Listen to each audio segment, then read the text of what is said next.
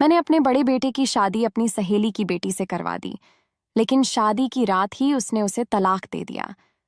मैंने गुस्से में आकर अपने बड़े बेटे को घर से निकाल दिया और उस लड़की की शादी अपने दूसरे बेटे से कर दी, लेकिन शादी की रात दूसरे बेटे ने भी उसे तलाक दे दिया। इस रहस्य को जानने के लिए मैंने तीसरे बेटे की शादी जबरदस्ती उसी लड़की से करवा दी और दूल्हे की जगह मैं खुद कमरे में चली गई। तब मेरे पैरों के नीचे से जमीन निकल गई जब तीसरे बेटे के कमरे में आते ही। मेरा नाम पायल है। मैं इंदौर की रहने वाली हूँ। मैं अपने माता पिता की इकलौती बेटी हूँ। मेरी शादी एक बहुत अच्छे परिवार में हुई थी। ससुराल वाले सभी बहुत अच्छे थे। मेरी आदत है कि मैं रोज सुबह टहलने जाती थी। मेरी सास भी मेरे साथ ही होती थी, लेकिन 10 मिनट बाद ही वो अपना रास्ता बदलकर कहीं और चली जाती थी और 1 घंटे बाद खुद ही वापस लौट आती थी। वो अक्सर खोई खोई रहती और घर में भी चुपचाप रहती। मुझे लगता था कि मेरी सास अंदर से बहुत दुखी है। मैं बहुत कोशिश करती थी कि वो मुझे अपने दिल का दर्द और हाल बताए, लेकिन वो ऐसा नहीं करती। मैं एक अस्पताल में डॉक्टर थी। एक दिन दोपहर को अस्पताल से घर आते समय मैंने अपनी सास को जेल के बाहर देखा। वो सड़क के दूसरी ओर थी, इसलिए जब तक मैं वहां पहुंच जाती तब तक तो वो जेल के अंदर चली गई। मैंने गेट पर खड़े आदमी से पूछा तो वो कहने लगा, ये माँ जी अक्सर यहाँ आती रहती हैं। मैं वहीं रुक गई, क्योंकि आज मैं अपनी सास से बात करना और जानना चाहती थी कि आखिर इन सब के पीछे क्या कारण है। 1 घंटे बाद जब मेरी सास जेल से बाहर आईं तो मुझे सामने देखकर चौंक गईं। मैंने प्यार से कहा, माँ जी, आप यहाँ क्यों आती हो? किससे मिलने आती हो? आज मुझे ये सब जानना है। मेरी सास कहने लगी, तुम घर चलो, मैं तुम्हें सब कुछ बताती हूँ। हम घर आए और लिविंग रूम में बैठ गए और मेरी सास अपनी कहानी सुनाने लगी। वो कहने लगी, मेरी शादी एक बेहद अमीर परिवार में हुई। मेरे पति मुझसे बहुत प्यार करते थे। अपने परिवार में सबसे बड़ी बहू होने के कारण सभी मेरी बहुत इज्जत करते थे और मेरी हर आज्ञा का पालन भी करते थे। दूसरा कारण ये भी था कि पूरे परिवार में मैं ही अकेली थी जिसके केवल बेटे ही थे। मेरे 4 बेटे थे और कोई बेटी नहीं थी। मुझे बेटी की बहुत ख्वाहिश थी, लेकिन शायद भगवान ने मेरी किस्मत में बेटी ही नहीं लिखी थी। मैं तो यही चाहती थी कि मेरी पहली औलाद बेटी ही हो, लेकिन ये मनोकामना पूरी नहीं हुई। चौथा बेटा अभी 2 साल का हुआ था कि मेरे पति की एक दुर्घटना में मौत हो गई। मेरे बेटों में 1-2 साल का ही फर्क था और वो सभी एक साथ जवान हो रहे थे। पूरे परिवार की निगाहें मेरे बेटों पर टिकी थीं, क्योंकि वे बहुत विनम्र, खुशमिजाज और सुंदर थे। मैंने उनकी परवरिश बहुत अच्छे से की थी। मुझे अपने परवरिश पर गर्व था। जब मेरा बड़ा बेटा 15 साल का था, तब मेरी सहेली अपने बेटी को लेकर हमारे घर आई थी। वो 12 साल की थी और बहुत प्यारी बच्ची थी। मेरी सहेली ने मुझे कहा, पूजा, हमारे हालात बहुत खराब हो गए हैं। हम अपनी बेटी की परवरिश भी नहीं कर सकते, इसलिए मैं इसे आपके पास छोड़ने आई हूं। आज से ये आपके पास रहेगी। मेरे सहेली की बेटी रीना मुझे शुरू से ही बहुत प्यारी थी। मेरी कोई बेटी नहीं थी, इसलिए मैं अपनी कामना को उसको प्यार करके पूरी कर लेती थी।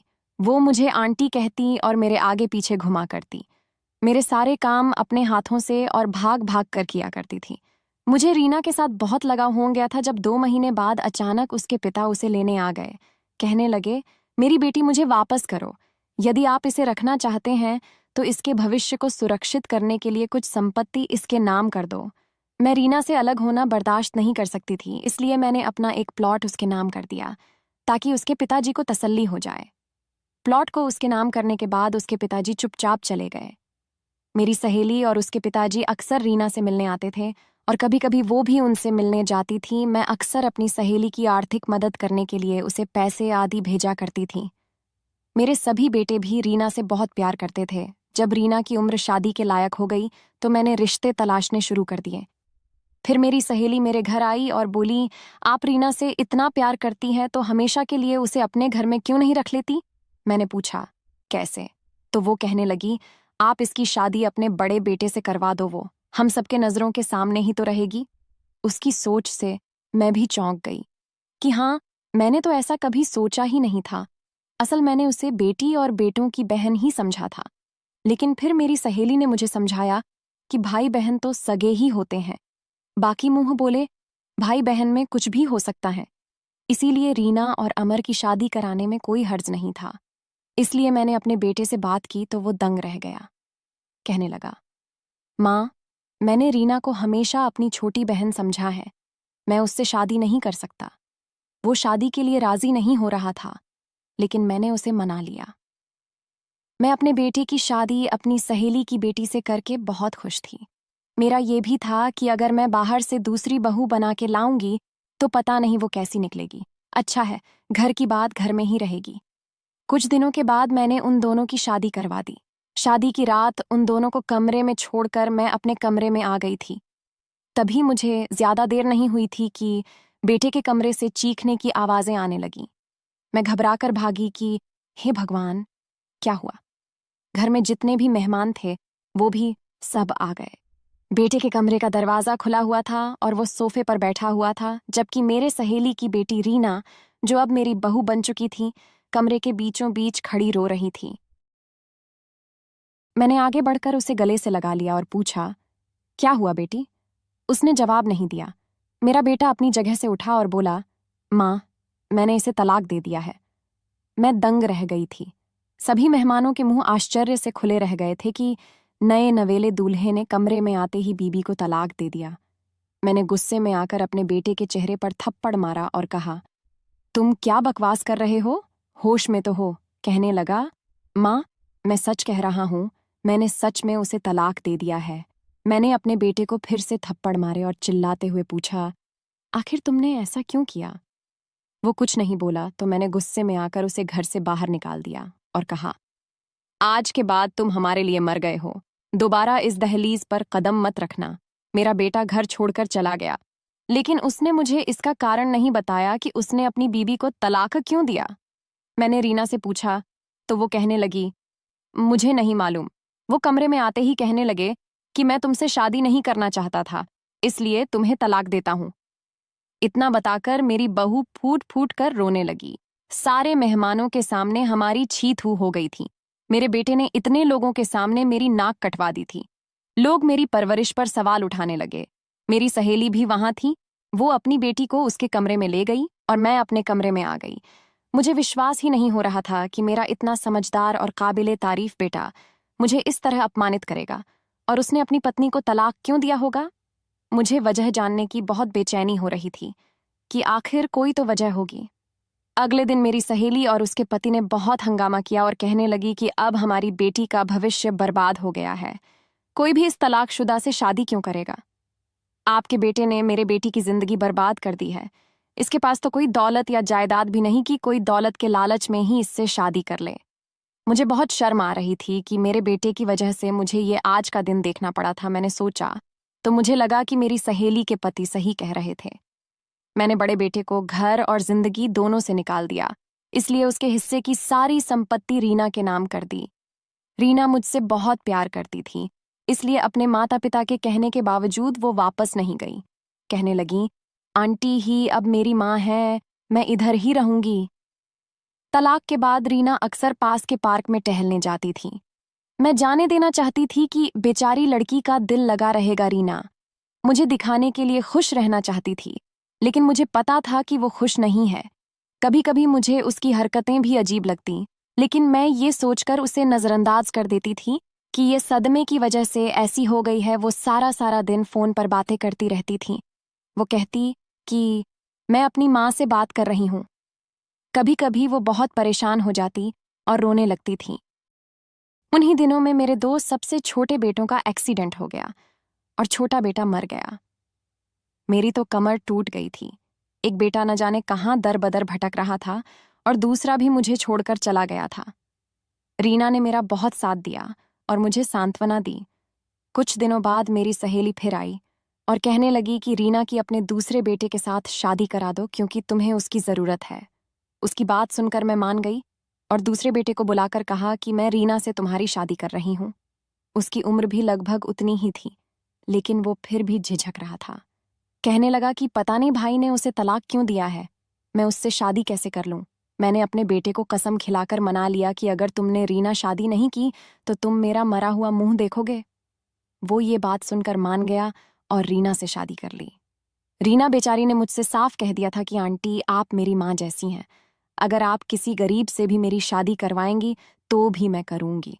उन दोनों की शादी करवाने के बाद मुझे पूरा यकीन था कि अब सब ठीक हो जाएगा। लेकिन दिल के कोने में थोड़ा सा डर भी था। मैं ये प्रार्थना करते हुए अपने कमरे में आ गई थी कि सब कुछ ठीक हो जाएगा। कुछ समय ही बिता था कि फिर से वही हुआ जिस बात का मुझे डर लग रहा था। बेटे के कमरे से शोर की आवाज आ रही थी। मैं अपने आप को संभालते हुए भाग कर गई तो वही दृश्य था जो मैं इससे पहले भी एक बार देख चुकी थी। मेरे इस बेटे ने भी मेरे सहेली की बेटी को उसकी शादी की पहली रात को ही तलाक दे दिया। जब मैंने कारण पूछा तो उसने कहा कि कोई कारण नहीं है और खुद ही घर छोड़कर निकल गया। ये बात मेरी समझ से परे थी। आखिर ऐसा क्या कारण था कि रीना का एक बार फिर से तलाक हो गया था? उस बेचारी का तो घूंघट भी नहीं उठाया गया था। एक बार फिर हमारी बहुत बेइज्जती हुई। लोग कहने लगे कि इनके घर को किसी की नजर लग गई है। एक अच्छी माँ के आज्ञाकारी लड़के इस प्रकार बगावत करके घर छोड़कर चले गए। इस बार मामला मुझे संदेहजनक लग रहा था कि कोई तो ऐसी वजह होगी जिसकी वजह से मेरे दूसरे बेटे ने भी तलाक दे दिया। आखिर वजह क्या थी? गलती किसकी थी? मेरे बेटों की या फिर मेरे सहेली की बेटी रीना की? मैं चकरा कर रह गई थी कि ये सीधी बात बिल्कुल नहीं थी। जितनी नजर आ रही थी मैं पागल होने वाली हो गई थी। मेरे दोनों बेटे घर छोड़कर चले गए। एक चल बसा, अब तीसरे नंबर वाला ही रह गया था। अजीब बात यह थी कि रीना ने इस बार भी अपने माता पिता के साथ जाने से इनकार कर दिया था। लेकिन मेरे साथ रहते हुए भी वो मेरे पास नहीं हुआ करती थी। हर वक्त कमरे में बंद रहती थी। एक दिन मैं बीमार हो गई तो अपने बेटे के साथ डॉक्टर के पास चली गई। वापस लौटते समय मैंने अपने बेटे से कहा कि मुझे भूख लगी है, कुछ खा लेते हैं। हम दोनों एक रेस्टोरेंट में आ गए। अभी हम दरवाजे पर ही थे जब मैंने अपने बड़े बेटे को देखा। वो किसी लड़की के साथ बैठा हुआ था। उस लड़की की पीठ हमारी तरफ थी, इसलिए मैं उसे नहीं देख पाई। मैं चुपचाप अपने बेटे को लेकर एक कोने में बैठ गई।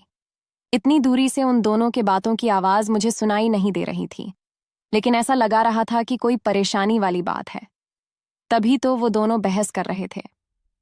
थोड़ी देर बाद मेरा बेटा जिस लड़की के साथ बाहर निकला, उसे देखते ही मुझे कुछ शक हुआ, क्योंकि वो तो रीना जैसी ही लग रही थी।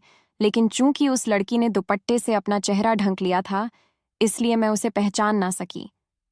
फिर मैंने सोचा कि रीना यहाँ कैसे आ सकती है भला? उसका तो तलाक हुआ है, वो यहाँ क्यों आएगी? मैंने उसी वक्त कॉल किया और नौकरानी को कहा कि जरा देखो तो, रीना भाभी घर पर है क्या? नौकरानी ने कुछ देर बाद बताया कि नहीं जी, वो तो घर पर नहीं है। मेरा शक फिर से जाग उठा। घर आने के बाद मैं रीना पर नजर रखने लगी। यूं समझ लीजिए कि मैं उसकी जासूसी करने लगी थी। ऐसा नहीं लगता था कि वह कुछ भी संदेहजनक कर रही थी, सिवाय इसके कि वो कभी कभी अकेले बाहर चली जाया करती थी। एक दिन मैं भी उसके पीछे पीछे चल दी। मुझे उस वक्त झटका लगा जब वो पार्क में मेरे दूसरे नंबर वाले बेटे से मिली। वो काफी देर तक उससे बातें करती रही। वो वाकई में मेरे बेटों से मिल रही थीं। लेकिन किस लिए और क्यों? उन्होंने तो उसे तलाक दे दिया था ना? मैंने रीना से कई बार पूछने की कोशिश की थी कि मेरे बेटों ने तुम्हें तलाक क्यों दिया था, लेकिन वो कुछ न बताती।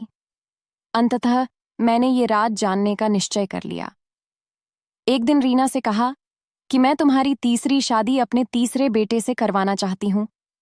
क्या तुम राजी हो? मेरे इस बात पर रीना कहने लगी कि आप मेरी माँ जैसी हैं। आप जो चाहे वो मेरे जिंदगी के साथ कर सकते हैं, वो आपका हक है। मैं उसकी शादी अपने तीसरे बेटे से सिर्फ इसलिए करवाना चाहती थी कि राज का पता लगा सकूं कि आखिर ऐसा होता क्या है कि पहले ही रात को रीना का तलाक हो जाता है। मैंने ये शादी तय कर दी, जिसकी वजह से रीना बहुत खुश लग रही थी। मेरा बेटा उससे 2 साल छोटा था, लेकिन फिर भी उसने मेरे फैसले के आगे सिर झुका लिया था। शादी वाले रात को मैंने अपने बेटे से कहा कि मेरी तबीयत ठीक नहीं है, मेडिकल जाओ और मेरे लिए दवा लाकर दे दो। वो कपड़े बदलकर चला गया। उसके जाने के बाद मैंने उसकी शेरवानी पहन ली, चेहरे पर सेहरा डाल लिया और उसकी जगह मैं खुद कमरे में चली गई। मैं कमरे का दरवाजा खोलकर अंदर दाखिल हुई तो रीना बेड पर बैठी हुई थी। अपने दूल्हे को देखते ही वो बेड पर से उठकर खड़ी हो गई और खुद ही कहने लगी, मैं जानती हूं कि अब आप मेरे पति हों, लेकिन मैं तुम्हें सिर्फ इतना कहना चाहती हूं कि मैंने तुम्हें हमेशा अपना छोटा भाई समझा है। मैं तुम्हें इस रूप में स्वीकार नहीं कर सकती। तुम्हें याद है, मैं और तुम बचपन में साथ में खेलते थे और मैं तुम्हारे लाड किया करती थी। मैंने तुम्हें भाई का दर्जा दिया है, मैं तुम्हें पति का दर्जा नहीं दे सकती। और आंटी ने मेरी शादी तुमसे जबरदस्ती करवा दी। और आंटी ने ही कहा था तुम तलाक मांग लेना। वो सिर्फ दुनिया के सामने दिखावा करना चाहती है कि मुझे मेरी सहेली की बेटी से कितना लगाव है। मेरी पहली शादियां भी उन्होंने ही करवाई और आपके भाइयों ने उनके कहने पर ही मुझे तलाक दे दिया था। आज भी आंटी ने मुझे कमरे में भेजने से पहले यही कहा था कि मेरे बेटे को मेरा संदेश दे देना कि वो तुम्हें तलाक दे दे, इसलिए तुम अपनी माँ के फैसले का सम्मान करो और मुझे तलाक दे दो। मैं चुपचाप उसकी बातें सुन रही थी। उसने कहा, अगर तुम्हें मेरी बात पर यकीन नहीं आता तो मेरी माँ से पूछ लो। उसने अपनी माँ को फोन किया और थोड़ी देर बाद मेरी सहेली भी कमरे में आ गई और कहने लगी, बेटा, ये सही कह रही है, इसने हमेशा तुम्हें अपना सगा भाई समझा है। इसने तो तुम्हारी माँ को बहुत मना किया था कि शादी ना करें, लेकिन वो नहीं मानी। मेरी बेटी तुम्हें पति के रूप में स्वीकार नहीं कर सकती। ये किसी और को पसंद करती है। तुम इसे तलाक दे दो ताकि मैं उसी लड़के से इसकी शादी करवा सकूं। मेरी सहेली और रीना को नहीं पता था कि सेहरे के पीछे मैं हूं। रीना को तो यही लग रहा था जैसे मेरा बेटा और उसका पति है। मेरी सांसें रुक गईं। वो कैसे झूठ बोल रही थी। वो और मेरी सहेली मिले हुए थे और वो झूठ बोलकर मेरे बेटों से तलाक लेती रही। मेरी सहेली की बेटी, जिसे मैंने अपनी बेटी से भी ज्यादा प्यार दिया था। लेकिन मैंने कभी सोचा नहीं था कि वो और मेरी सहेली मिलके मेरे साथ ये सब करेगी। मैं इस पर विश्वास नहीं कर सकती थी। ये खुलासा इतना घातक था कि मेरी जान निकल गई। मैंने अपने चेहरे से सेहरा हटाकर दूर फेंक दिया। तब वो दोनों मुझे देखकर डर गई। रीना ने कहा, आंटी, आप यहाँ? मेरी सहेली भी मुझे देखकर दंग रह गई थी। उन्हें उम्मीद नहीं थी कि दूल्हे के रूप में मैं उनके सामने खड़ी रहूंगी। मैंने आगे बढ़कर उसके चेहरे पर एक जोरदार तमाचा मारा और चिल्लाकर कहा, खबरदार, मुझे आंटी मत कहना। तुम इतनी घटिया निकलोगी, मुझे यकीन नहीं हो रहा है। मेरे बेटों के खिलाफ मुझे भड़काती रही हो। तुम्हारी वजह से मैंने अपने बेटों को घर से निकाल दिया। मेरी सहेली आगे बढ़ी और बोली, पूजा, मेरी बात सुनो, लेकिन उसे भी मैंने धक्का देकर पीछे कर दिया। रीना चिंतित हो गई थी कि मुझे सब कुछ पता चल गया है। उसने झट से अपना हाथ मेरे मुंह पर रख दिया और मुझे कुर्सी पर बिठाकर आंखों ही आंखों में अपनी माँ से कोई इशारों में बात की और उन्होंने तुरंत मेरे हाथ पैर दुपट्टे से बांध दिए और मेरे मुंह में भी कपड़ा ठूंस दिया। वो कहने लगी, सॉरी आंटी, अगर आपको ये सब नहीं पता चलता, आप जाकर अपना काम करें। उसने कुर्सी के साथ मुझे बाथरूम में बंद कर दिया। थोड़ी देर बाद मुझे अपने बेटे की आवाज सुनाई दी। वो मेरे बारे में ही पूछ रहा था कि माँ कहाँ है, और रीना उससे कह रही थी कि वो अपने कमरे में ही होगी। मेरा बेटा यकीनन मुझे ढूंढ रहा था। मैं अंदर तड़प रही थी। मैंने कभी सपने में भी नहीं सोचा था कि मेरे साथ ऐसा भी होगा। कुछ देर बाद मुझे फिर से बाहर से आवाजें सुनाई देने लगीं। मेरा बेटा मुझे ढूंढते हुए बाहर चला गया।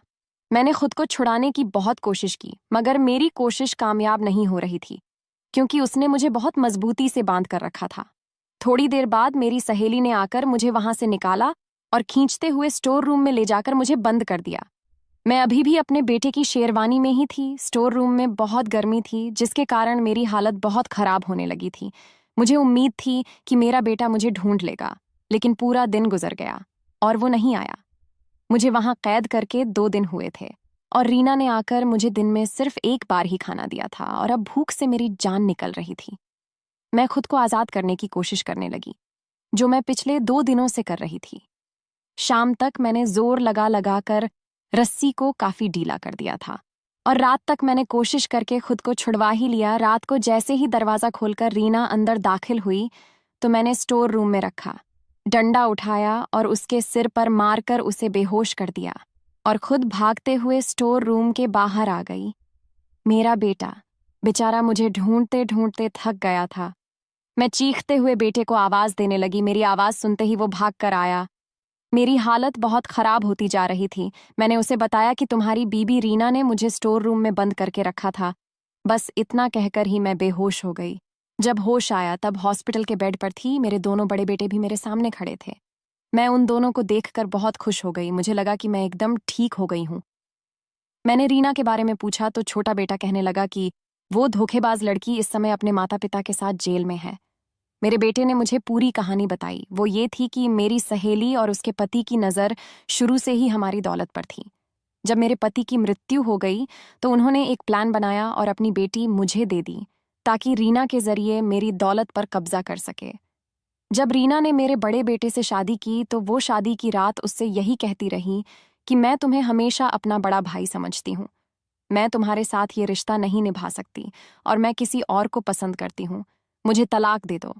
उसका मकसद था कि मेरे बेटों को एक एक करके घर से निकालकर हमारी सारी संपत्ति की एकमात्र वारिस वो बन जाए। उसका प्लान कामयाब हुआ और मैंने अपने बेटों को घर से निकाल दिया।